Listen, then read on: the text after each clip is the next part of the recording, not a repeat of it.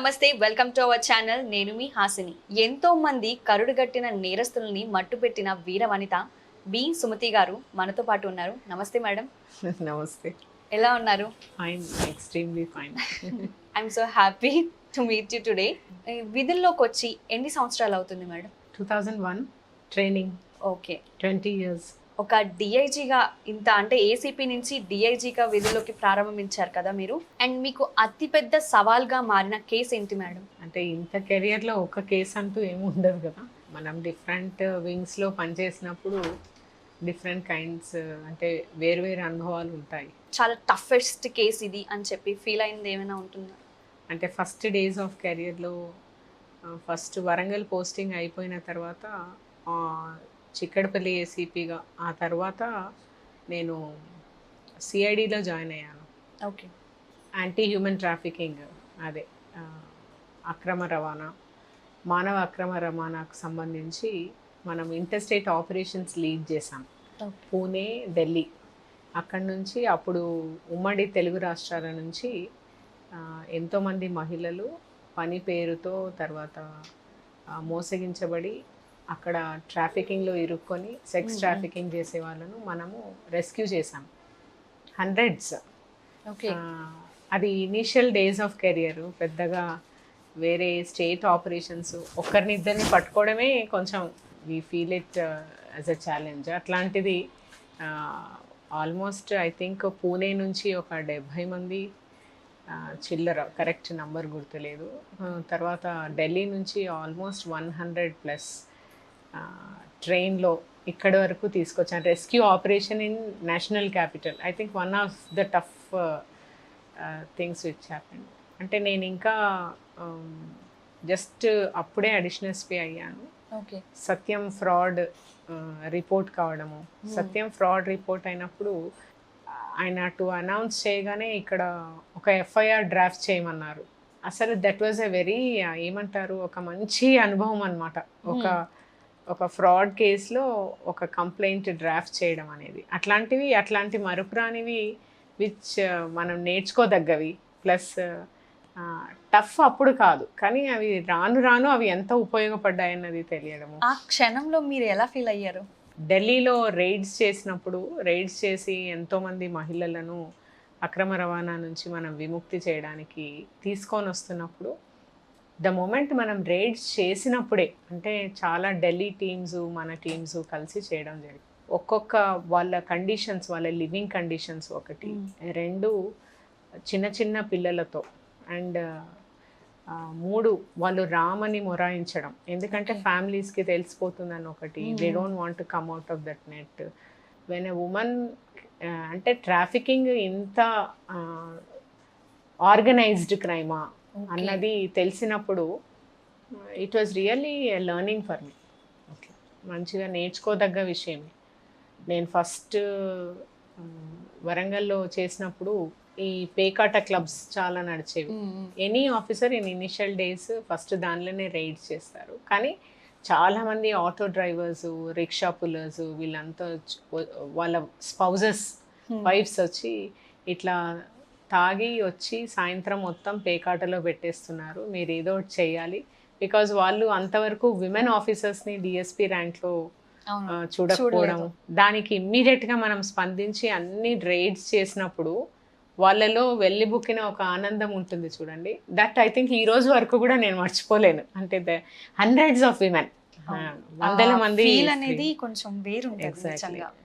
That అంటే like wise చాలా cases చేసుంటాము, చాలా పెద్ద బందోబస్తులు చేసుంటాము, మేజర్ క్రైమ్ డిటెక్షన్స్ చేసుంటాము, లా అండ్ ఆర్డర్లో కావచ్చు, ఇంటెలిజెన్స్లో కావచ్చు, ఈవెన్ సిఐడిలో కావచ్చు. సో ఇప్పటికీ ఉమెన్ ట్రాఫికింగ్ అనేది జరుగుతుందా, లేదంటే కంట్రోల్ అయిందా? అంటే మనిషిని సొమ్ముగా చేసుకొని దాని నుంచి లాభపడాలనే ఒక యత్నము మానవ సమాజం ఉన్నంత వరకు ఉంటుంది. కాకపోతే మనము చట్టాలని ఎంత ఖచ్చితంగా వాడగలుగుతాము, చట్టాలని at the same time awareness ఎంత బాగా తేయగలుగుతాము ఇది తప్పు అని, 100% మనం దాన్ని కర్బ్ చేయొచ్చు. ఇప్పుడున్న పరిస్థితుల్లో హ్యూమన్ ట్రాఫికింగ్ ఒకప్పుడు పార్ట్ ఆఫ్ పోలీస్ స్టేషన్, అది పోలీస్ స్టేషన్స్లోనే అదొక కేసు. బట్ ఇప్పుడు అట్లా కాదు. తెలంగాణ రాష్ట్రంలో 31 జిల్లాల్లో 31 యాంటీ హ్యూమన్ ట్రాఫికింగ్ యూనిట్స్ ఉన్నాయి. ఇప్పుడు దానికి ప్రత్యేకమైన అధికారులు ఉన్నారు, వాళ్ళకి సెపరేట్ పవర్స్ ఉన్నాయి.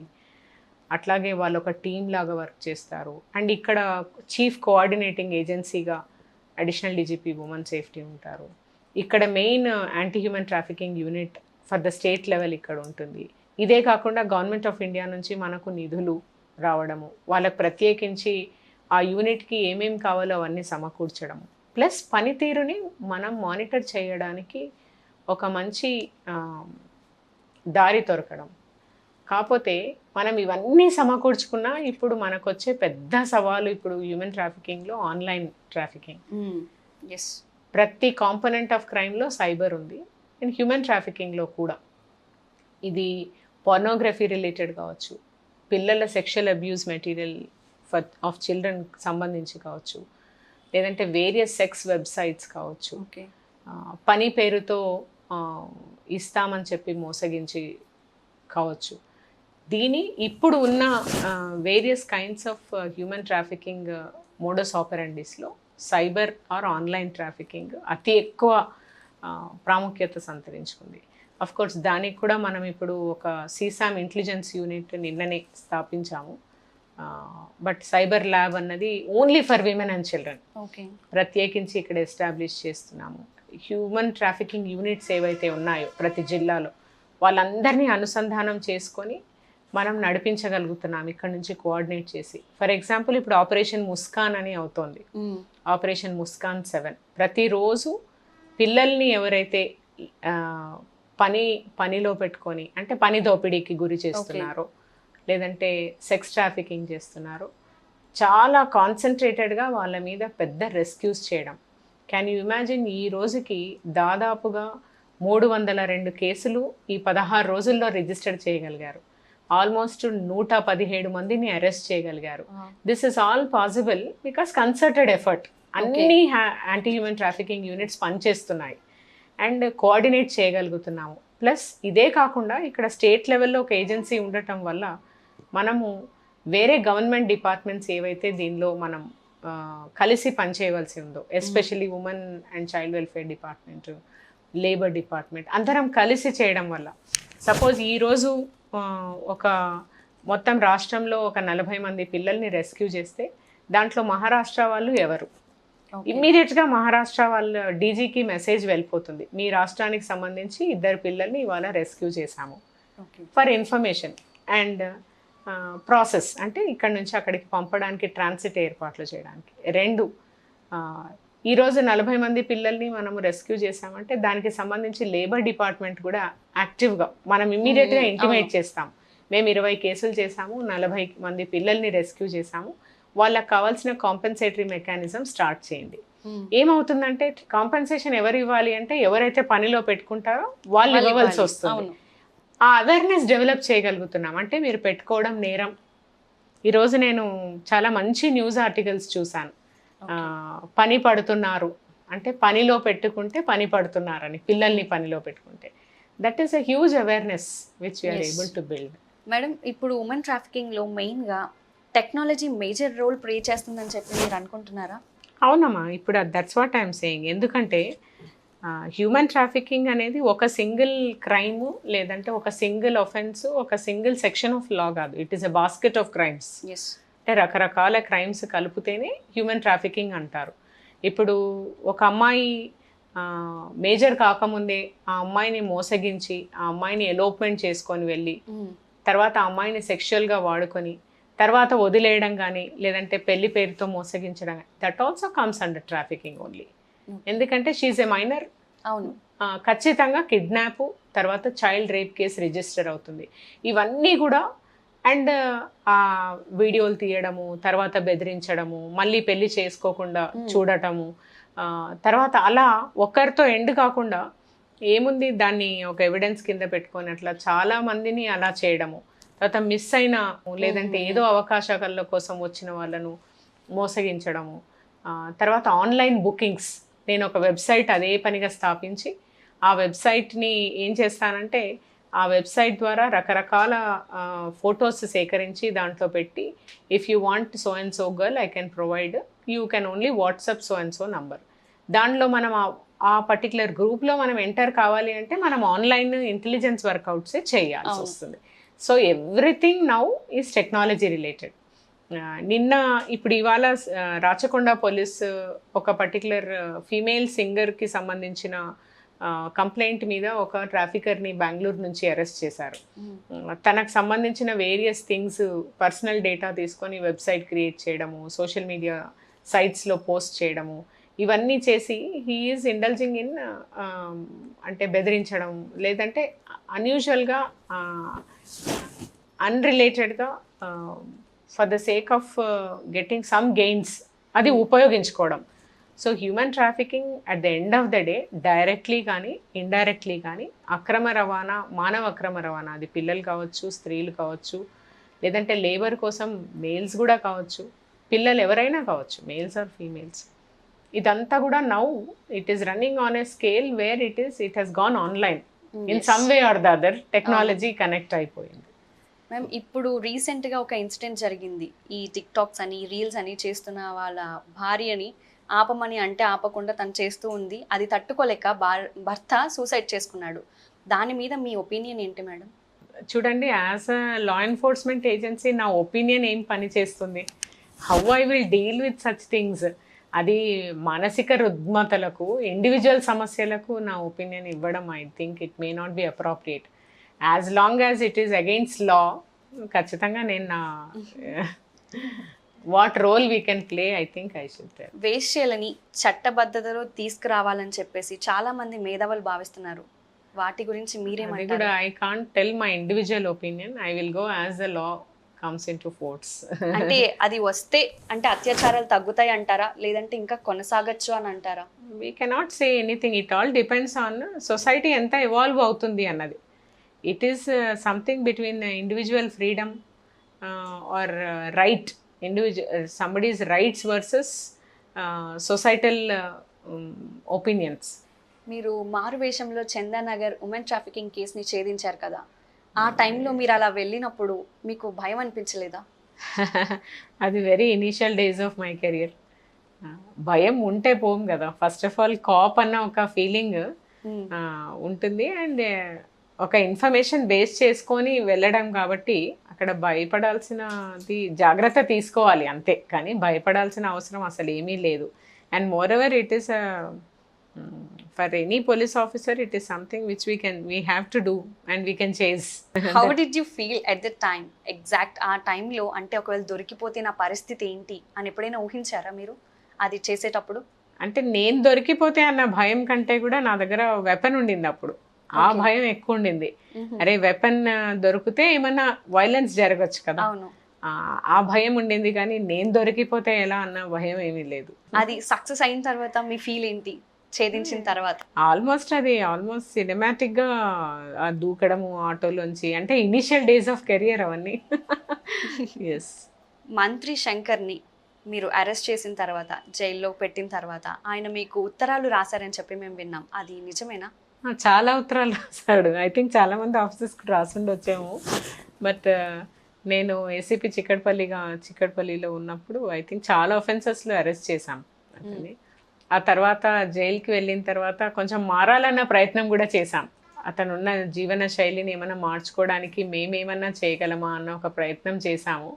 ఆ చేస్తున్న క్రమంలో I think he wrote lot of people right like that. చాలామంది offenders they communicate at a later point of time. కడపలోని కాల్పులు జరిపిన వీర వనిత అని చెప్పి అప్పట్లో పేపర్లో చాలా న్యూస్లే వచ్చాయి. అసలు కాల్పులు జరపాల్సిన అవసరం ఎందుకు వచ్చింది మేడం ఆ రోజు? ఏం జరపలేదండి. It was an encounter which was done by a proper team. ఒక డెకాయిడ్ గ్యాంగ్ని చేజ్ చేసే క్రమంలో అతను చనిపోయాడు. అది కూడా అతను నల్గొండ జిల్లాలో ఒక పర్టికులర్ పోలీస్ ఆఫీసర్ దగ్గర వెపన్ లాక్కొని వెళ్ళడం జరిగింది. అతని దగ్గర వెపన్ ఉండింది. అతను వెపన్తో ఫైర్ చేస్తూ ఆ రోజు కడప టౌన్ అంతా తిరిగాడు.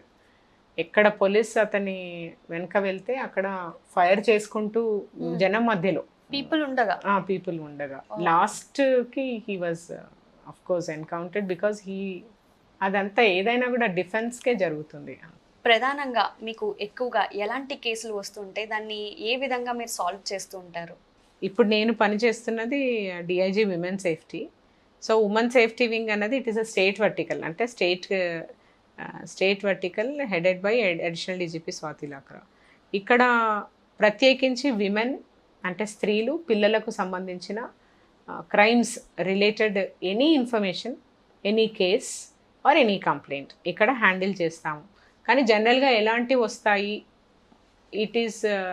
It is different kinds of modus operandi of crimes against women and children. For example అతి ఎక్కువగా వచ్చేవి ఏమి అంటే డొమెస్టిక్ వైలెన్స్ రిలేటెడ్ కంప్లైంట్స్, గృహహింస. అట్లాగే ప్రొఫెషనల్గా మేము హ్యాండిల్ చేయదగ్గవి ఆల్రెడీ రిజిస్టర్ అయ్యే కేసెస్, రిజిస్టర్ అయ్యే కంప్లైంట్స్ ఏంటి అంటే సీరియస్ సెక్షువల్ అబ్యూస్, లైంగిక దాడులు. ప్రతిరోజు స్త్రీలు, పిల్లలు ఫేస్ చేస్తున్న లైంగికపరమైన దాడులు, దాని మీద రిజిస్టర్ అయిన కేసెస్కి సంబంధించి ఇక్కడ నుంచి కోఆర్డినేషన్ జరుగుతుంది. నెక్స్ట్ వచ్చేసి అతి ఎక్కువగా next most important subject is human trafficking, I mean మానవ అక్రమ రవాణా. దానికి సంబంధించి నిర్దిష్టమైన కార్యాచరణ ఉంటుంది. అంటే ప్రతిరోజు అలాంటి కేసెస్ ఏమవుతున్నాయి అన్నది మనం యూనిట్స్ నుంచి తీసుకొని అవి ఎలా చేస్తున్నారు అన్నది, మంచిగా చేసిన కేసెస్ని మిగిలిన వాళ్ళందరికీ కూడా చెప్పడము, తర్వాత మంచిగా చేయవలసి వచ్చినప్పుడు సూచనలు ఇవ్వడము, తర్వాత వేరే స్టేట్ ఏజెన్సీస్తో కోఆర్డినేట్ చేయడము, ఇవన్నీ కూడా జరుగుతాయి. ఇదే కాకుండా పిల్లలకు సంబంధించిన అక్రమ రవాణా విషయంలో మనం ఆపరేషన్ స్మైల్, ఆపరేషన్ ముస్కాన్ అని సంవత్సరానికి 2 సార్లు 2 నెలల పాటు జరుగుతాయి. అప్పుడు అన్ని డిపార్ట్మెంట్స్ని కోఆర్డినేషన్ జరుగుతుంది. ప్రతి ఒక్క పోలీస్ యూనిట్ దాంట్లో పాల్గొనే విధంగా చూస్తాం. ఇది గవర్నమెంట్ ఆఫ్ ఇండియా ఇన్స్ట్రక్షన్స్ ప్రకారము 2015 నుంచి జరుగుతుంది. అట్లాగే most important one more thing is cyber crimes. ప్రతిరోజు ఖచ్చితంగా షీ టీమ్స్కి కానీ లేదంటే అదర్వైజ్ కానీ మాకు ఇక్కడ కనీసము ఓవరాల్ స్టేట్లో వచ్చే కంప్లైంట్స్లో 60%, అంటే 25 to 26 షీ టీమ్స్కి కంప్లైంట్స్ వస్తే ఆన్ అన్ యావరేజ్ ఎవ్రీడే 10-11 వరకు కూడా సైబర్ రిలేటెడ్ ఉంటాయి. అవి కూడా ఇక్కడ నుంచి ఓపెన్ ఇంటెలిజెన్స్ టూల్స్ వాడి మీకు ఇప్పుడు సపోజ్ నాకు సోషల్ మీడియా పేజ్ని ఎవరైనా మిస్యూజ్ చేయడం కానీ, వేరే పోస్ట్ చేయడం కానీ చేస్తే ఇమ్మీడియట్గా ఏం ఎక్స్పెక్ట్ చేస్తారంటే అవి తీసేయాలి, నంబర్ 1. నంబర్ 2, మళ్ళీ అతను ఎవరో తెలుసుకోవాలి, అతను కానీ ఎవరైనా సరే వాళ్ళు తెలుసుకోవాలి. ఈ రెండే ఫస్ట్ ఇమ్మీడియట్ డిమాండ్స్ ఉంటాయి. దానికి సంబంధించి ఇక్కడ సైబర్ మాడ్యూల్ పనిచేస్తుంది. ఈ సైబర్ మాడ్యూల్ ద్వారా మనము డైరెక్ట్గా మనకు వచ్చిన సమస్యలు కానీ, షీ టీమ్స్కి వచ్చిన సమస్యలు కానీ ఇక్కడ నుంచి మనం గ్రూప్ ఆఫ్ ఎక్స్పర్ట్స్తో మనము we will try to help them. 1, 2 trainings conduct చేస్తాం, అంటే ఎలా హ్యాండిల్ చేయాలి up to police station level. And she టీమ్స్కి కూడా ట్రైనింగ్ చేస్తాం. అండ్ ఇంకొక ఇంపార్టెంట్ మాడ్యూల్ యాక్చువల్లీ షీ మాడ్యూలే, అంటే షీ టీమ్స్ పనిచేసే విధానాన్ని, షీ టీమ్స్కి వచ్చే కంప్లైంట్స్ని, షీ టీమ్స్కి ఇంకా ఎక్కువ కంప్లైంట్స్ రావాలంటే మేము ఎలా యాక్ట్ చేస్తే వస్తాయి, తర్వాత ఎక్కడెక్కడ అవేర్నెస్ చేయాలి, దీని గురించి కూడా ఒక మాడ్యూల్ ఇక్కడ నుంచి రన్ అవుతుంది. సో ముఖ్యంగా 4-5 లైక్ నంబర్ 1 నేను చెప్పినట్టు డొమెస్టిక్ వైలెన్స్, గృహహింస, 2 human trafficking, 3 she module, 4 cyber module, ఇవన్నిటినీ అండ్ హ్యూమన్ ట్రాఫికింగ్, ఇవన్నిటినీ అనుసంధానం చేయడానికి ఒక మంచి ఐటీ వింగ్ కూడా ఇక్కడ ఉంది. మేడం, డిఐజీగా ఛార్జ్ తీసుకున్న తర్వాత ఇంతవరకు వచ్చిన కేసులో మీకు చాలా బాధ కలిగించిన కేసు ఏంటి? ఇక్కడ డైరెక్ట్గా మనము కేసెస్ని యాజ్ సచ్ ఇక్కడ రిజిస్టర్ చేయడమే జరగదు. ఇక్కడ జరిగిన కేసెస్ ఏవైతే డిఫరెంట్ పోలీస్ స్టేషన్స్లో యూనిట్స్లో ఉంటాయో మనం ఇక్కడ నుంచి కోఆర్డినేట్ మాత్రమే చేస్తాం. ఓకే.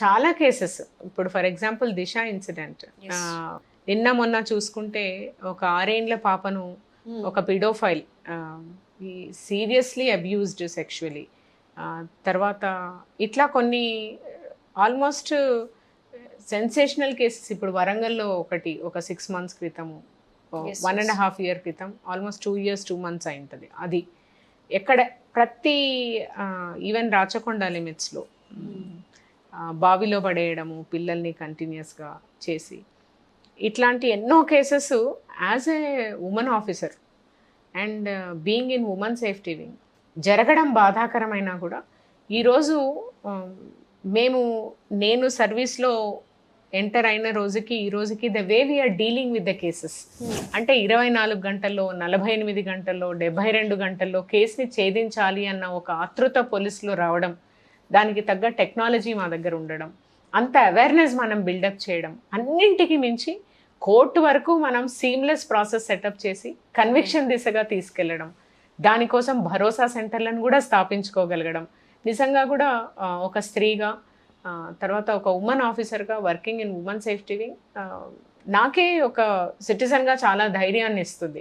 అండ్ వీటన్నిటికీ ఒక ఎత్తు అయితే ఇంకొకటి change in perception of the police officers. Okay. If you go out, నిన్న ఒక సీనియర్ సమ్ మేనేజ్మెంట్లో సౌత్ కంతా కూడా హెడ్ చేసే ఒక ఆఫీసర్ వచ్చారు, మేనేజ్మెంట్ ఎక్స్పర్ట్. మేడం, నేను ఇది ట్యాగ్ చేద్దాం అనుకున్నాను ట్విట్టర్లో, కానీ చేయలేకపోయాను. నేను నిన్న ఒక 1 వీక్ క్రితము నేను నైట్ సమ్వేర్ సైబరాబాద్ ఏరియాలో, నేను నా హస్బెండ్ లేట్ నైట్ అయింది మేమిద్దరము ఇంటికి వెళ్ళేసరికి, హీ వాజ్ డ్రైవింగ్. ఇంత లేట్ నైట్ వెళ్తున్నామని చెప్పి పిల్లలకి ఏమన్నా పిక్ చేసుకుందామని he left out of the car and వెంట. అప్పుడు నేను ఫోన్ చూసుకుంటూ ఉన్నాను, ఒక కాప్ వచ్చాడు, ఒక పోలీస్ ఆఫీసర్ వచ్చి, మేడం సార్ ఎక్కడికి వెళ్ళారు మేడం, వస్తారా అని అడిగాడు. అసలు ఐ ఫెల్ట్ ఇమ్మెన్స్లీ హ్యాపీ. అంటే నాకు నా ఇంటి డ్రైవరు అంటే ప్రతి నిమిషం నాతో ఉండే ఒక మనిషి ఎట్లా అయితే వచ్చి నా గురించి వాకప్ చేస్తారో అంత ఫ్రెండ్లీగా, మేడం సార్ వస్తారా అంటే, లేదంటే మేమేమైనా మిమ్మల్ని డ్రాప్ చేయాలా, మీరు ఏమైనా ఇష్యూ ఏమైనా ఉందా, అది అసలు లైట్ సరిగ్గా లేదు అక్కడ. మేబీ మార్నింగ్ అయితే నేను చాలా సీనియర్ ఇండస్ట్రీ అని కనుక్కునే తీరులో ఉన్నా నేను. బట్ నైట్ కావడము, అతను అలా అడగడము, I really felt very happy. There is a change in Telangana police. I'm very happy for it like wise every day. అంటే మేము చెప్తే వచ్చినది కాదు, it is ground level change. అంటే ఫ్రెండ్లీ పోలీస్ అంటే that is what we perceive. అంటే ఒక normal citizen పట్ల, ఎస్పెషల్లీ విమెన్ పట్ల, సీనియర్ సిటిజన్స్ పట్ల, చిల్డ్రన్ పట్ల చాలా మర్యాదపూర్వకంగా ప్రవర్తించాలి అన్నది మా అభిలాష. ఇప్పుడు చూడండి, ఒక 10 ఏళ్ల క్రితమో 20 ఏళ్ల క్రితమో తనే ఎక్స్ప్లెయిన్ చేశారు. ఆ టైంలో నేను అలా కూర్చొని ఉంటే వేరే రకంగా ఆలోచించి వేరే రకంగా ప్రశ్నించిండొచ్చు కదా. అసలు ఆ ఆలోచననే తనలో లేదు. అండ్ ఎంతసేపు ఏమైనా ట్రబుల్లో ఉన్నామా అని ప్రశ్నించడం నిజంగా నాకు చాలా హ్యాపీగా అనిపించింది. That's what is a change what I expect also as a women. ఇప్పుడు మనం చూసుకున్నట్టయితే చాలా ఉమెన్ సప్రెస్ అవుతున్నారు, అంటే బయటకు చెప్పుకోలేక, ఈ ప్రాబ్లం వచ్చింది, పోలీస్ని కన్సల్ట్ అవ్వలేక చాలా సతమతం అవుతూ ఉంటారు కదా. వారికి మీరేం సలహా ఇస్తారు మేడం? మీరు పోలీస్ స్టేషన్ వరకు అడుగు పెట్టవలసిన అవసరం లేదండి. మీరు ఏదైనా సమస్యతో సతమతం అవుతుంటే ఖచ్చితంగా కూడా మీకు ఒక ఫోన్ ఉండి, ఒక సోషల్ మీడియా ఉంటే, ఒక వాట్సాప్ ఉన్నా చాలు, మేము రీచబుల్ ఉన్నాం మీకు. మీరు వాట్సాప్లో ఒక షీ టీమ్కి మెసేజ్ పెట్టినా బయటకి తెలిసిపోతుందేమో అన్న భయం ఒకటి. ఎట్టి పరిస్థితుల్లో మేము తీసుకునే ఏ సమస్య కూడా థర్డ్ పర్సన్కి తెలియనియం. That is what is the main criteria and bottom line with which we work. అంటే మేము పనిచేసే తీరులో ప్రతి ఒక్కటి ఫస్ట్ చెప్పేది ఏంటంటే కాన్ఫిడెన్షియాలిటీ. దాన్ని అష్యూర్ చేస్తాం every time when we tell women, మేము మీ కాన్ఫిడెన్షియాలిటీని అష్యూర్ చేస్తాం. మీరు జస్ట్ ఒక మెసేజ్ పెట్టండి, we will get back to you. And ప్రతిరోజు 100 messages are being taken care of. Corona టైంలో మహిళలపై ఎక్కువగా అత్యాచారాలు జరిగాయి కదా, దాని మీద మీరు ఎలాంటి చర్యలు తీసుకున్నారు? కరోనాలో మహిళల పట్ల అత్యాచారాల కంటే కూడా గృహహింస పెరిగిందని మనం అబ్జర్వ్ చేసిన దాంట్లో మనకు వచ్చిన 100 డయల్ కాల్స్ అనుకోండి, లేదంటే వచ్చిన సమస్యలను అనుకోండి, మనం అబ్జర్వ్ చేసింది. దానికి సంబంధించి ఇనిషియల్ డేస్ ఆఫ్ లాక్డౌన్లో కొంత అసలు సమస్యలే లేవా అన్న రీతిలో అసలు కాల్స్ రాలేదు, కంప్లైంట్స్ రాలేదు, బికాస్ ఆఫ్ లాక్డౌన్. అండ్ సడన్లో పెరిగిపోయాయి. That it self was an indicator. Even national commission for women కూడా దీని మీద స్టడీ చేశారు, మేము చేశాము మన లెవెల్లో, రాష్ట్ర స్థాయిలో.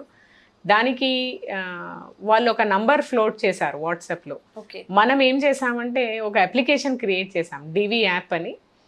ఆ యాప్ ప్రకారంగా ఏంటంటే 100కు నాకు గృహహింస ఉందని నేను కాల్ చేస్తే ఇమ్మీడియట్గా నా పోలీస్ స్టేషన్ మొబైల్ అక్కడికి వెళ్తుంది. వెళ్ళిన తర్వాత నీకు ఏదైనా కౌన్సిలింగ్ కావాల్సి వస్తే, నా హస్బెండ్కి కౌన్సిలింగ్ కావాలి, మా ఇన్లాస్కి కౌన్సిలింగ్ కావాలి, నాకు పలానా వాళ్ళు ట్రబుల్ క్రియేట్ చేస్తున్నారు వాళ్ళకి కౌన్సిలింగ్ కావాలి అన్నప్పుడు they can approach to us through this particular app.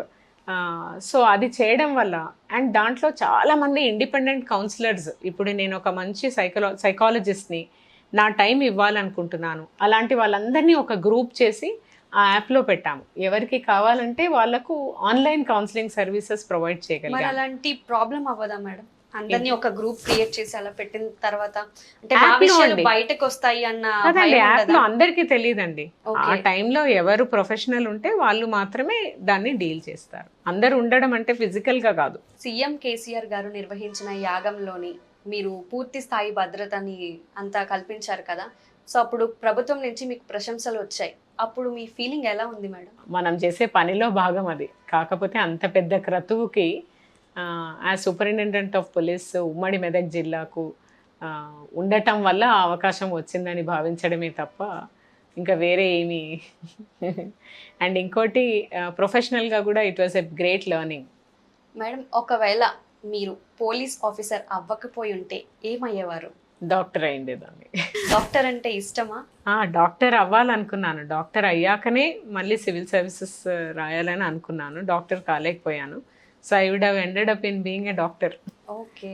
అంటే చిన్నప్పటి నుంచి డాక్టర్ మీద ప్యాషన్ ఉండేదా, లేకపోతే దీని మీద ప్యాషన్ ఉన్నదా మీకు? డాక్టర్ అయ్యాక ఇది కావాలనుకున్నాను, రెండు ఉండేది. మేడం, మీరు తెలంగాణలోని కుగ్రామం నుంచి వచ్చారు కదా, సో మీరు ఇలా డాక్టర్ అవుతానని లేదా పోలీస్ ఆఫీసర్ అవుతాను అని అన్నప్పుడు వాళ్ళ నుంచి మీకు ఎట్లాంటి ప్రోత్సాహం వచ్చింది?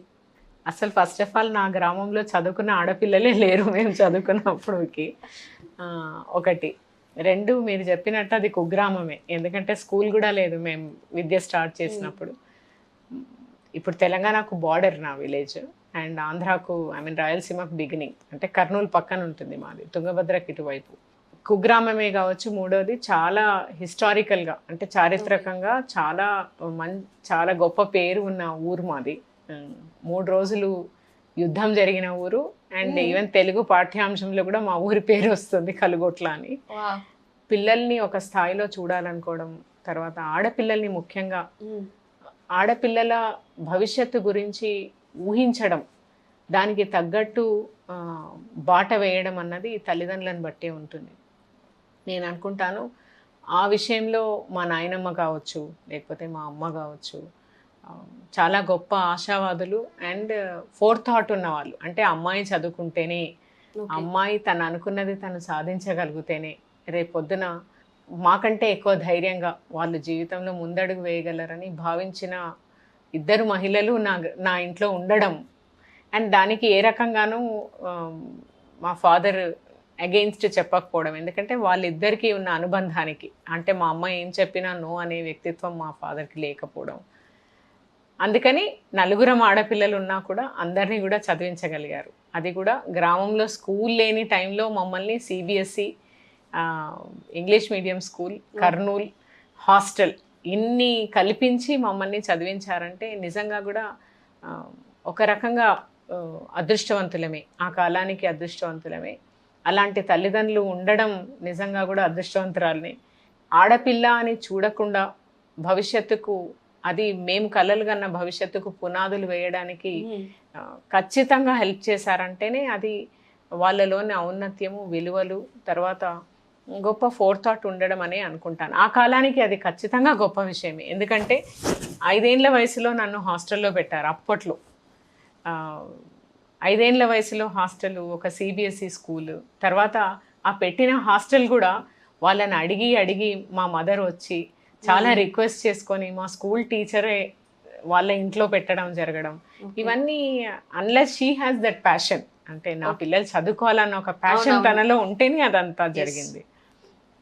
So I'm always grateful. అంటే ఐ విష్ ఇప్పుడు it has become very common, అంటే ఖచ్చితంగా ఆడపిల్లల్ని చదవాలి అన్నది. కాకపోతే ఒక తేడా చూడాలి.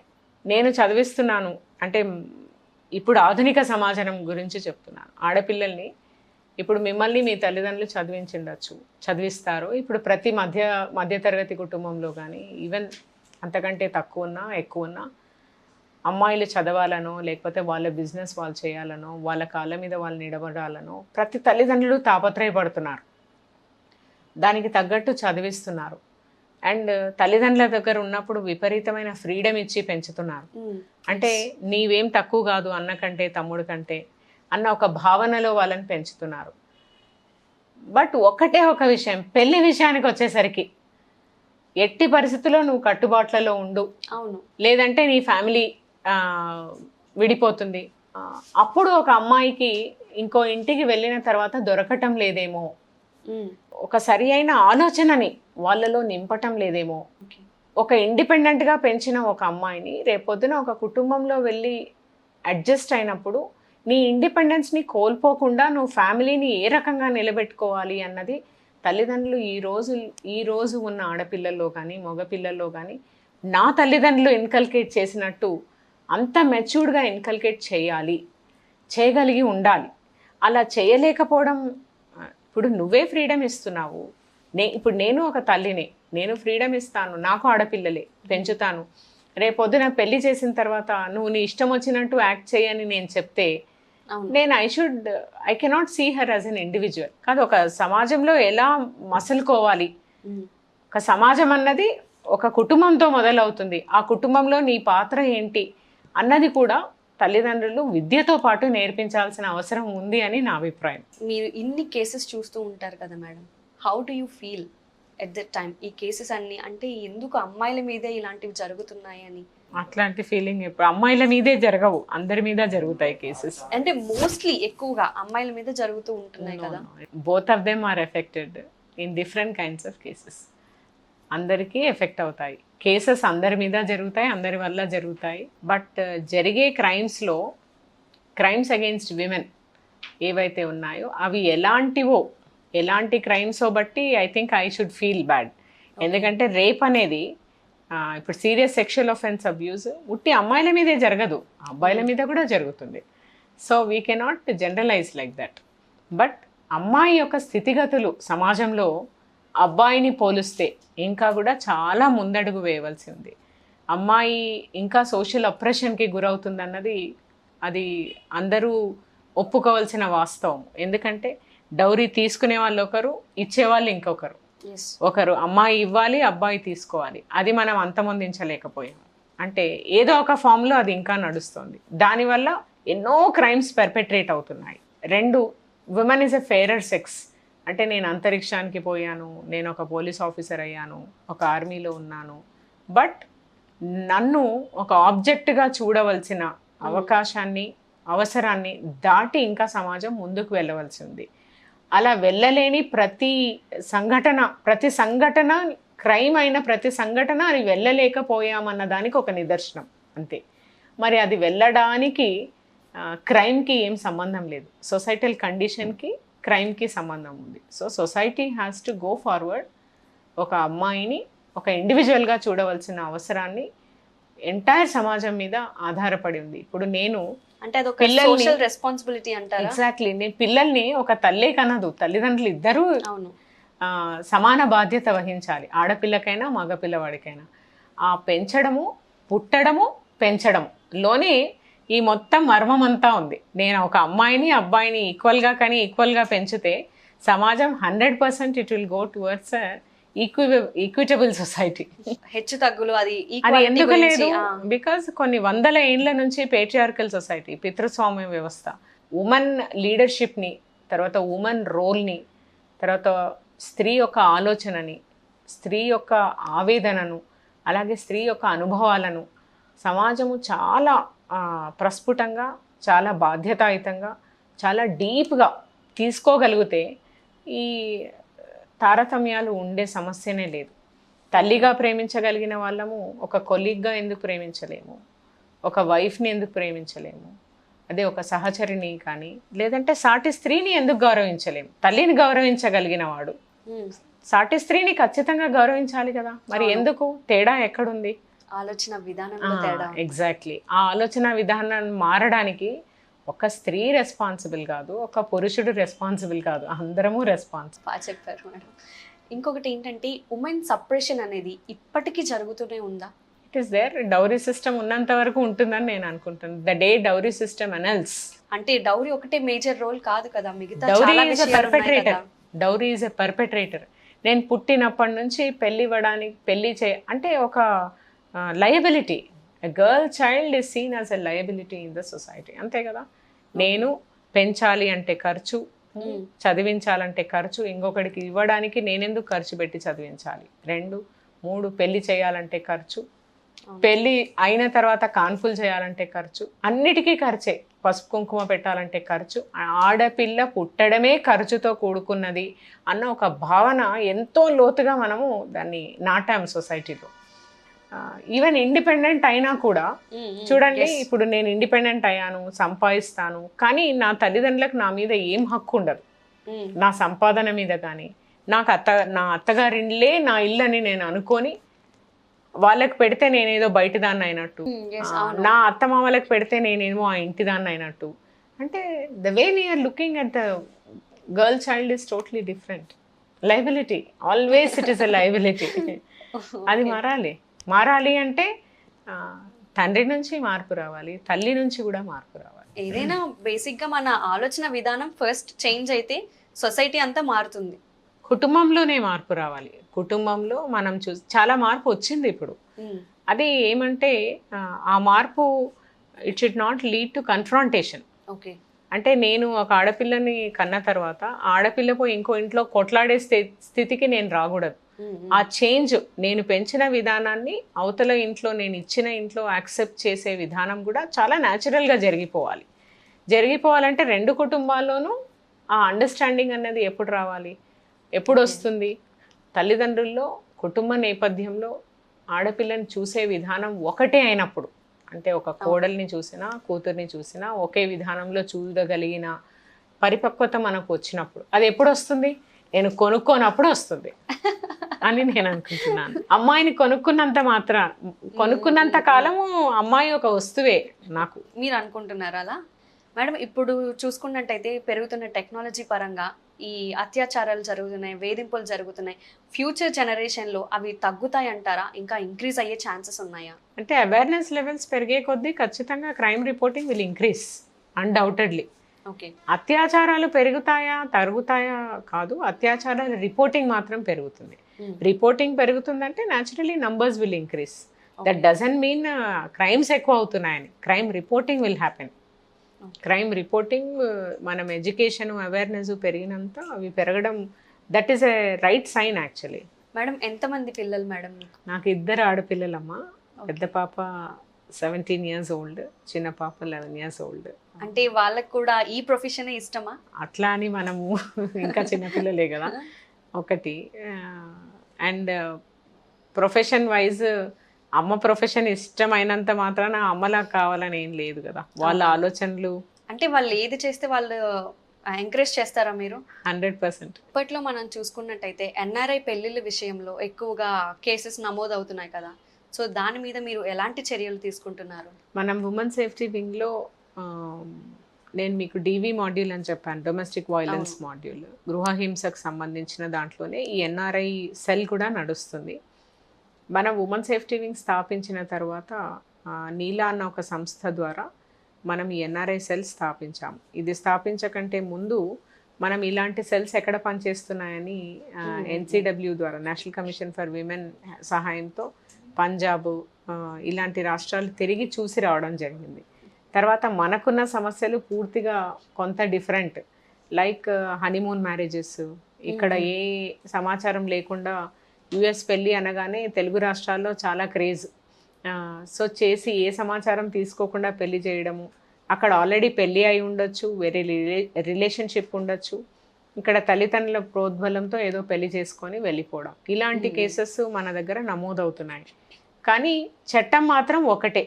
ఇక్కడ ఉన్న స్పౌజ్, అంటే ఎవరైతే అక్యూజ్డ్గా సైట్ చేశామో అక్కడ ఉన్న, అంటే దేశం దాటి ఉన్న చట్టం సేమ్.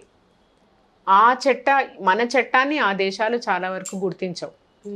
వాళ్ళకు dowry harassment for the sake of dowry అనేది వాళ్ళకు తెలియదు అండ్ వాళ్ళ చట్టాల్లో అది భాగం కాదు. కానీ అండ్ ఇంకొకటి గృహహింస చేస్తే అక్కడ మన వాళ్ళు పెరిగిన కల్చరల్ బ్యారియర్స్ వల్ల, అంటే మనం ఎలా పెరుగుతామంటే భర్త ఒకవేళ మెంటల్ హరాస్మెంట్ ఫిజికల్ హరాస్మెంట్ ఉన్నా కూడా ఎంతో పాంపుతో చేసుంటారు పెళ్ళి, 10 మందికి చెప్పుకొని చాలా కట్నం ఇచ్చేసి అందరి కోసం పెద్ద అమెరికా అల్లుడు అనేసి చేసుంటారు. ఇవన్నీ ఎక్కడ బయటపడిపోతాయో అన్న ఒక భయంతో, మళ్ళీ తల్లిదండ్రులను ఎందుకు మనం బాధ పెట్టడం అని ఒక ఆలోచనతో చాలా వరకు అలా హింసకు గురైనప్పుడు అక్కడ చెప్పరు, పోలీస్కి ఇన్ఫార్మ్ చేయరు. ఏ స్టేజ్ వరకు చెప్పారంటే భర్తంతకు భర్తనే ఈ అమ్మాయిని టికెట్ ఇచ్చేసి పంపించే వరకు. టికెట్ ఇచ్చేసి నేను వస్తానని చెప్పి వీళ్ళని ఇక్కడికి పంపిస్తారు. పంపించిన తర్వాత కానీ వాళ్ళకి అర్థం కాదు వీళ్ళు నన్ను వదిలించుకోవడానికే ఇలా చేశారని. అట్లా చేసిన తర్వాత ఇక్కడికి వచ్చి కంప్లైంట్ చేస్తారు. చట్టం ఏ రకంగానూ బయట ఉన్న వ్యక్తి దేశానికి ద్రోహం చేసినవాడు కాదు, ఒక అమ్మాయికి ఒక ఫ్యామిలీ ఇష్యూలో ద్రోహం చేసినవాడు. కాబట్టి చట్టం దాన్ని ఒక తీవ్రంగా పరిగణించదు, దేశద్రోహం కింద కాదు. కాబట్టి సో అతన్ని ఇక్కడికి తేవడం కష్టమని అక్కడున్న వాళ్ళకు ఖచ్చితంగా తెలుసు.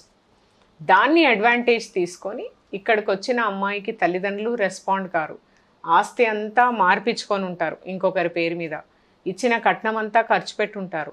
తర్వాత మోరోవర్ అక్కడ చైల్డ్ కోసం వేస్తారు, లేదంటే కొన్నిసార్లు చైల్డ్ని ఇచ్చి కూడా పంపించేస్తారు. పంపించేసి ఆ చైల్డ్కి ఏ అలిమనీ ఇవ్వరు. అవన్నీ ఇవ్వాలంటే అక్కడ చట్టంలో ఏదో రకంగా ఇతను హింసించాడు అన్నది రిజిస్టర్ అయ్యి ఉండాలి. మన వాళ్ళు చేసి ఉండరు. More than 90% of the times చెయ్యరు. డైరెక్ట్గా వచ్చి ఇక్కడ కంప్లైంట్ చేస్తారు. ఎందుకంటే మన దేశంలో చేస్తే మనకు చట్టాలు మనకు హెల్ప్ చేస్తాయన్న ఒక భావన, అక్కడ నేను చేస్తే నాకు ఎవరు హెల్ప్ చేస్తారు, చెయ్యరు అన్నది ఒకటి. ప్లస్ చాలా వరకు ఎక్కడికి పోవాలో తెలియదు. మూడవది 4 ఎవరి సహాయం తీసుకోవాలో అక్కడికి వెళ్ళిన మహిళలకు చాలా వరకు తెలియదు. ఒకవేళ తీసుకున్నా ఎంతో డబ్బు ఖర్చు అవుతుంది. తర్వాత వీళ్ళే వాళ్ళ మీద ఆధారపడి బ్రతుకుతూ ఉండుంటారు. ఇక్కడికి వస్తే కొంచెం హెల్ప్ చేస్తారు పేరెంట్స్ ఫైట్ చేయడానికని వచ్చేస్తారు. అంటే యాక్చువల్గా కేసు అక్కడ ఫైల్ చేస్తే మంచిదా, ఇక్కడ ఫైల్ చేస్తే మంచిదా? అక్కడ గృహహింస చాలా it is a very strong case if you can complaint to the police. 99% of the times they don't complaint. They don't complaint, they come and do here. ఎందుకంటే హిందూ మ్యారేజ్ యాక్ట్ ప్రకారం ఇక్కడ జరిగి ఉంటుంది కాబట్టి పెళ్ళి ఇక్కడికి వచ్చి చేస్తారు. బట్ మనం చట్టరీత్యా చేయలేని ఒక పెద్ద సమస్య ఏంటంటే దీంట్లో వాళ్ళని డిపోర్ట్ చేయలేము. సో డిపోర్ట్ చేయలేనప్పుడు డిపోర్ట్ ఎలాంటి కేసుల్లో చేస్తామంటే దేశానికి దేశద్రోహము లాంటి తీవ్రమైన సమస్యలు ఉన్నప్పుడే మనము అది చేయగలుగుతాం. వాళ్ళని డిపోర్ట్ చేయలేమన్నది వాళ్ళకి తెలుసు. ఇక్కడున్న తల్లిదండ్రులు మాకు తెలియదు అతను ఎక్కడున్నాడు అని చెప్పడం వీళ్ళకి తెలుసు. ప్లస్ ఇక్కడ 498A చట్టం ప్రకారం మనం తల్లిదండ్రులను చాలాసార్లు ఏమీ చేయలేము. ఇవన్నీ తెలిసి ఆ అమ్మాయి కనీసం డైవోర్స్ ఇవ్వరు ఆ అమ్మాయికి ఇంకో పెళ్లి చేసుకోవడానికి కూడా. ఎందుకంటే డైవోర్స్ ఇవ్వడానికి అక్కడ డైవోర్స్ ఇస్తారు. ఎందుకంటే అక్కడ డైవోర్స్ ఇస్తే అతనే మూవ్ చేసి ఉంటాడు డైవోర్స్. ఈ అమ్మాయి ఇక్కడికి వచ్చేసి ఉంటుంది. లేదంటే ఆ అమ్మాయి చేతిలో చెల్లి గవ్వ ఉండదు. వాళ్ళకు డైవోర్స్ తెచ్చుకోవడం ఈజీ. ఏమి కంప్లైంట్ కూడా ఉండదు. ఆ అమ్మాయి తరఫు నుంచి నన్ను హింసించారన్న కంప్లైంట్ కూడా ఉండదు. కాబట్టి అక్కడ డైవోర్స్ చాలా ఈజీ, మనంత కష్టం కాదు. ఇన్ని లొసుగులు వాడుకొని వేరే దేశంలో ఇక్కడ పెళ్లి చేసుకున్నామన్న ఒక్క రీజన్కి they are harassing the women. ఈ ఎన్ఆర్ఐస్లో ఏం చేస్తాము అన్నది ఇప్పుడు మనం ఎన్నో మార్గాలు వెతుక్కున్నాం. ఒకటి ఇక్కడున్న పేరెంట్స్ని పిలిచి మళ్ళీ కౌన్సిలింగ్ చేయడం ఒకటి. 2 ఈ అమ్మాయి ద్వారానే ఎవరెవరికి మనము ఉత్తరాలు రాయించవచ్చు. మినిస్ట్రీ ఆఫ్ ఎక్స్టర్నల్ అఫైర్స్ కావచ్చు, లేదంటే ఆ కాన్సులేట్ జనరల్ ఆ కంట్రీలో ఉన్న కాన్సులేట్ జనరల్కి కావచ్చు, లేదంటే ఎంప్లాయీకి కావచ్చు. అంటే ఎవరైతే ఆ హస్బెండ్ని అది కనుక్కొని, అది కూడా చాలా సార్లు తెలియదు వాళ్ళు ఎక్కడ పనిచేస్తున్నారు, తెలిస్తే వాళ్ళకి రాయించడము. వాళ్లకు మన ద్వారా కూడా ఇక్కడ ఎవరైతే ఇన్వెస్టిగేషన్ ఆఫీసర్ ఉంటారో యూనిట్ ఆఫీసర్ ఉంటారో వాళ్ళ ద్వారా వాళ్లకు పంపించి ఇతని మీద కేసు ఉంది, ఇక్కడ చట్ట ప్రకారము ఒక వారెంట్ ఉంది కాబట్టి మీరు అతన్ని ఉద్యోగంలో పెట్టుకోవద్దు, మీరు దయచేసి అతన్ని రిటర్న్ పంపిస్తే ఇక్కడ మేము కోర్టులో ఎలాంటి ప్రాసెస్ జరిగేది ఉంటో చేసి పంపిస్తాము అని వాళ్ళకు ఒక ఇండైరెక్ట్ వార్నింగ్ లాగా ఇవ్వడము. 2వది అన్నింటికీ ముఖ్యం ఏంటంటే పాస్పోర్ట్ రెన్యువల్ అతి దగ్గరలో ఉన్నప్పుడు ఆ పాస్పోర్ట్ రెన్యువల్ ఆపించడము, ఓకే. ఆ పాస్పోర్ట్ ఇంపౌండ్ చేయించడము, మళ్ళీ పాస్పోర్ట్ ఇవ్వకుండా ఉండే రకంగా చూడడము, ఇవన్నీ చేయడం వల్ల కొంతవరకు ఇప్పుడు మనకు ఉన్న దాదాపు 900 చిలుకు కేసుల్లో మనకు ఉమెన్ సేఫ్టీ వింగ్కి రిపోర్ట్ అయినవి దాదాపుగా 160 నుంచి 150, 160 మధ్యలో. దాంట్లో 33 కేసులని కాంప్రమైజ్ చేయించగలిగాం గత 1.5 2 yearsలో. But it takes lot of effort, lot of organisation, lot of coordination from here. ఒక రకంగా ఎన్ఆర్ఐ సెల్ పెట్టడం వల్లనే ఈ విక్టిమ్స్ అందరినీ కూడా ఒక దాటిలోకి తీసుకొచ్చాం. వాళ్ళందరికీ ఒక వాట్సాప్ గ్రూప్ ఏర్పరచడము, ఒకరి నుంచి ఇంకొకరికి అక్కడ ఉన్న వాళ్ళకి ఎలా హెల్ప్ చేయించవచ్చు అన్నది. తర్వాత మన దగ్గర నుంచే చాలా కాన్సులేట్ జనరల్ని మనం అప్రోచ్ కావడము, మీరు దీనిలను కూడా కొంత కన్సిడర్ చేయండి. అతనికి మనం వారెంట్ ఇచ్చినప్పుడు పంపిస్తే అక్కడికి వాళ్ళు పిలిపించవచ్చు అబ్బాయిని, కానీ అమ్మాయిని పిలిపించడానికి వాళ్ళకి ఏమీ ఉండదు. అలా పిలిపించినప్పుడు ఈ అమ్మాయిని మేము పిలిపిస్తాము, మీరు ఆన్లైన్ తీసుకోండి, ఈ అమ్మాయి వర్షన్ కూడా వినండి. ఎందుకంటే వాళ్ళకి డౌరీ హెరాస్మెంట్ అన్నది లేదు కాబట్టి. అమ్మాయిలు వస్తారా? ఆన్లైన్ అండి, ఆన్లైన్. అమ్మాయిలు వెయిట్ చేస్తారు రావడానికి. Actually they want husband to be seen కదా, to tell their version. And it is not court, they just call to take ఏం జరిగింది అన్న తెలుసుకోవడానికి పిలుస్తారు కాన్సులేట్ జనరల్లో. అప్పుడు ఈ అమ్మాయిని కూడా మనము, మీరు ఒక అవకాశం ఇవ్వండి, ఈ అమ్మాయి కూడా ఆన్లైన్కి రప్పిస్తాము. అప్పుడు మీరు 2 వర్షన్స్ విన్న తర్వాత ఆ అబ్బాయికి మీరు తగిన సూచన చేయండి అని చెప్పి రిక్వెస్ట్ చేస్తున్నాము. అలా కూడా కొన్ని కేసెస్ మనం we are able to sort it out. But it is taking lot of pain, lot of effort. చాలామంది నిస్పృహలో ఉండిపోతున్నారు. ఎందుకంటే వేరే దేశంకి, దీనికంతా విరుగుడు ఒకటే, పెళ్ళి చేసుకునే ముందు ఖచ్చితంగా మనము కొన్ని నియమాలు పాటించాలి. రిజిస్టర్ మ్యారేజ్ చేసుకోవాలి. తర్వాత వాళ్ళకి ఎన్ని ఆస్తిపాస్తులు ఉన్నాయి, వాళ్ళు ఏ వీసా మీద ఉన్నాడు, అతనికి అక్కడ పెళ్ళి అయ్యిందా, అతను ఎక్కడ ఉద్యోగం చేస్తున్నాడు, అతని స్నేహితులు ఎవరు, తర్వాత ఇక్కడ నుంచి కావాల్సిన అన్ని డిపెండెంట్ వీసా మీద పోతే ఏ రకంగా అప్లై చేస్తున్నాడు, ఏం సైట్ చేస్తున్నాడు మన తరఫు నుంచి డాక్యుమెంట్స్, ఇవన్నీ కూడా మనం ప్రాపర్గా చూసుకుంటే సాధ్యమైనంత వరకు మనకు అన్యాయం జరగదు. కానీ మనం గుడ్డిగా నమ్మి ఎవరో మధ్యవర్తులు చెప్పారనో, ఆన్లైన్ వచ్చిందనో మనం చేసుకోవడం వల్ల ఈ ఇబ్బందులకు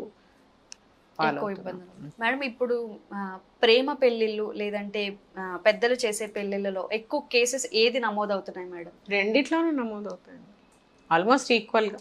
అది డౌరీ హెరాస్మెంట్ కావచ్చు, లేదంటే ఇంకొక ఏదైనా గృహహింస కావచ్చు, రెండిట్లోని ఒకేలా నమోదవుతున్నాయి.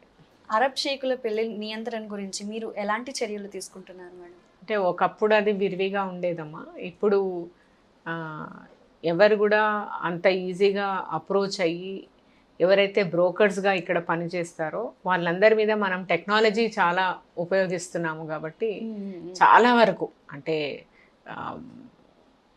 అలా చేసేవాళ్ళు ఇక్కడ ఉన్న వాళ్ళని మానిటర్ చేయగలుగుతున్నాము. ఇక్కడ నుండి బాంబేకి, జనరలీ ఇక్కడ ముంబై కానీ పూణే కానీ కనెక్టివిటీ ఉంటుంది. ఎస్పెషల్లీ మనకు నార్త్ తెలంగాణలో కూడా ఇవి ఎక్కువ. అక్కడ ఉన్న ఎవ్రీ బ్రోకర్ ఎవరైతే who arrange passports for them, వాళ్ళ మీద మంచి నియంత్రణ ఉండడం వల్ల చాలా వరకు తగ్గాయనే చెప్పుకోవాలి. మేడం, చైల్డ్ అబాండన్ కానీ లేకపోతే చైల్డ్ మ్యారేజెస్ కానీ ఇప్పటికీ ఉన్నాయా, తగ్గుతున్నాయా, లేకపోతే కేసెస్ ఇంకా పెరుగుతున్నాయా? కేసెస్ ఉన్నాయమ్మా, కేసెస్ ఉన్నాయి. అండ్ కోవిడ్ టైంలో చాలా కేసెస్ చూసాము. మనకు నెలకు ఈవెన్ 100 డయల్ అలా చూసుకున్నా కూడా, ఎస్పెషలీ కొన్ని ప్రాంతాల్లో, తెలంగాణలోని కొన్ని ప్రాంతాల్లో ఎక్కడైతే కొంచెం ఇగ్నరెన్స్ ఎక్కువ ఉందో, పావర్టీ ఎక్కువ ఉందో, ఎస్పెషలీ ఇగ్నరెన్స్ అంటే జరుగుతున్నాయి. అండ్ కోవిడ్ టైమ్స్లో చాలా వరకు గవర్నమెంట్ ఏజెన్సీస్ అప్రోచ్ కావడం, విలేజెస్కి వెళ్ళడము, విలేజ్ ప్రెజెన్స్ ఈ విషయంలో లేదనుకొని కూడా చాలా మ్యారేజెస్ స్కోప్ ఉండింది, జరిగాయి కూడా కొంత. కానీ నియంత్రించడానికి నేను మీకు ఇందాక చెప్పినట్టు ఇప్పుడు ఫోకస్డ్గా యాంటీ హ్యూమన్ ట్రాఫికింగ్ యూనిట్స్ చేస్తాయి కూడా. అండ్ ఎక్కడ మనం చైల్డ్ మ్యారేజ్ ఉన్నా కూడా అలాంటి సమాచారం మనం 100కి డయల్ చేయమని చెప్తున్నాము. ప్రతి పంచాయతీలో పోస్టర్ పెట్టాము. తర్వాత అక్కడున్న వివిధ గవర్నమెంట్ అధికారులు ఎవరైతే ఉన్నారో, ఒక అంగన్వాడీ వర్కర్ కావచ్చు, ఒక హెల్త్ వర్కర్ కావచ్చు, తర్వాత పొలిటికల్ లీడర్స్ కావచ్చు, వీళ్ళందరి ద్వారా కూడా ఇది ఒక సోషల్ ఈవిల్, ఇది చట్టరీత్యా నేరం అన్నది మనము చాలా వరకు కూడా అన్నింటికంటే మించి ఒక మైనర్ని నువ్వు అలా చేసుకుంటే నీ మీద రేప్ కేసు రిజిస్టర్ అవుతుంది అవును అన్నది బాగా ప్రచారం చేస్తున్నాము. మరొకవేళ ఇష్టపడి చేసుకుంటే మేడం, ఇష్టపడిన మైనర్కి అది చెల్లదు కదమ్మా. మైనర్ నువ్వు ఇష్టపడినా ఇష్టపడకపోయినా rape case will be registered if a minor is taken and married. ఒక డిఐజీ ఉమెన్ సేఫ్టీ వింగ్ అధికారిగా మీరు ఎలాంటి సమాజాన్ని చూడాలనుకుంటున్నారు? నేను చిన్నతనంలో చూసిన సమాజానికి ఇప్పటికీ చాలా అభివృద్ధి చెందాము.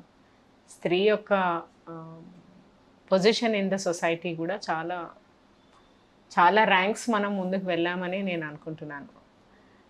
ఎలాంటి సమాజాన్ని చూస్తున్నామంటే చాలా, అంటే that it self shows that there is lot of hope. Okay, అంటే మనం ఎక్కడో ఉన్న వాళ్ళము ఈరోజు అన్ని రంగాల్లో ముందుకు వెళ్ళగలిగాము. ఎలాంటి సమాజాన్ని చూడాలనుకుంటున్నాము, ఎనీ స్త్రీ ఫర్ దట్ మ్యాటర్, నేనే కాదు, నా స్థాయిలో ఉన్న ఎవరైనా ఒక ఉమెన్ నన్ను ఒక ఇండివిజువల్గా చూడాలి అన్న, ఇండివిజువల్గా చూసే ఒక సమాజం గురించి, ఇదే సమాజం ఇంకా కొంచెం పరిపక్వత సాధించాలి స్త్రీల విషయంలో అని అనుకుంటున్నాను. ఏవైతే సాంఘిక దురాచారాలు స్త్రీల పట్ల ఉన్నాయో అవన్నీ పోతే బాగుండు. అవి పోవాలి అంటే దానికి కావాల్సిన చైతన్యం ఇప్పుడు మన దేశం లాంటి యంగ్, అంటే యూత్ఫుల్ కంట్రీస్లో వస్తే బాగుండు అనుకుంటున్నాను. అన్నింటికి మించి టైం టెస్టెడ్ కల్చర్ ఉన్న ఈ కంట్రీ, మన యువత మన కల్చర్కే ఒక వారధులుగా అవుతే మనం ఎంతో, మనం అనుకున్న వాటిలో ఇంకా థంపింగ్గా, ఇంకా కాన్ఫిడెంట్గా ముందుకు వెళ్ళగలం. ఎవరో మన గురించి గొప్ప చెప్పడం కాదు, మన గొప్పతనాన్ని మనమే గుర్తించి ఇంకొకరికి చూపించే విధంగా యువత నడుస్తే అందులో అందరూ భాగస్వాములు అవుతారు. స్త్రీకి కూడా తనకు అనుచితమైన స్థానం వస్తుందని నేను భావిస్తున్నాను. మీ బిజీ షెడ్యూల్లో మా కోసం టైం స్పెండ్ చేసినందుకు thank you so much ma'am. Thank you అమ్మా.